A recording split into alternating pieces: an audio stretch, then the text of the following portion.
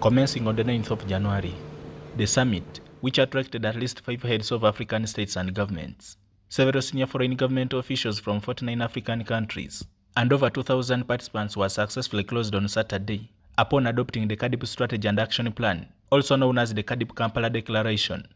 We'll adopt a new continental policy framework for agriculture. It will succeed the Malabo framework. The CAADP agenda aims at transforming Africa's agriculture sector through 6 key objectives, including intensifying sustainable food production and agro-industrialization, boosting investment in agri-food systems, and ensuring food and nutrition security.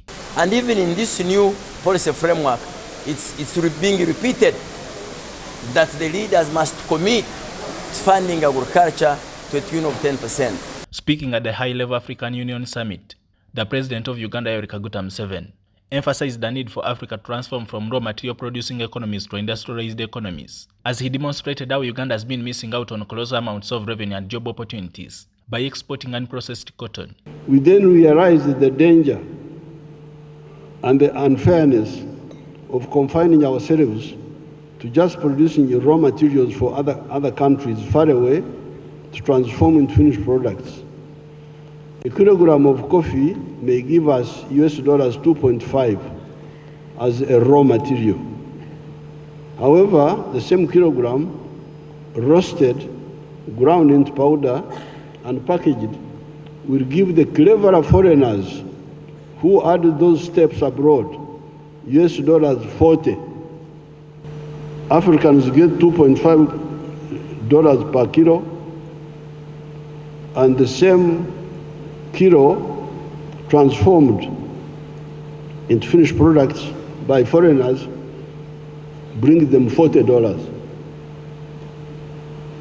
This is how Africa has been a major donor to the parts of the world that are managed by cleverer people. Sorry to use these words.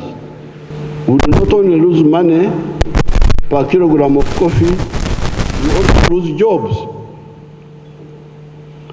The roasting jobs, the grinding jobs, and the packaging jobs are done by the children of the foreigners, while Africa's children are drowning in the Mediterranean Sea, going to prosperous Europe. Museveni also condemned the tendency among African states of imposing interstate trade tariffs, which he says has hindered economic development among African countries. According to Museveni, this is the reason he decisively rejected the proposal of banning Tanzania-grown rice from the Ugandan market. On the issue of non-tariff barriers, there is no doubt that they undermine the advance of agriculture in Africa. Uganda easily produces all types of agricultural products: maize, sugar, milk, beef, poultry products, etc. The internal market is not enough. However, production is disrupted when in some years, some of the brother countries say they have bumper crops and de-license Ugandan products. Why do you de-license products of a brother country? If you have a bumper crop, let the products compete.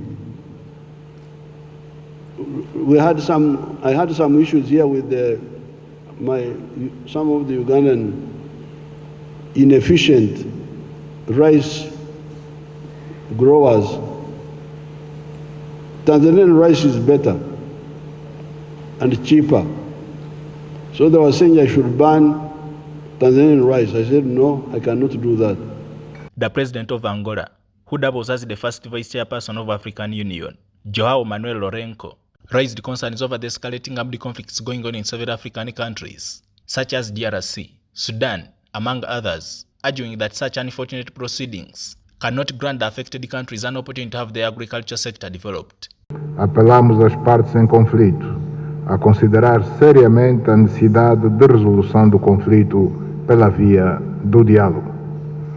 O conflito entre a RDC e o Ruanda pode conhecer um desfecho em breve, se tivermos em conta os grandes avanços alcançados nos últimos meses nas reuniões do processo de Luanda a nível ministerial. The disaffection of these young people with agriculture and the rural world their break with the ancestral world toward urban uncertainties and perilous immigration, all these increase our existential drama. I call on the Permanent Representatives Committee, PRC, to actively engage in reviewing the CAADP Kampala Declaration and the 10-year strategy and action plan. As an advisory body to the Executive Council, the PRC holds a critical responsibility to ensure these frameworks address Africa's priorities for sustainable agri-food system and align with the aspiration of member states.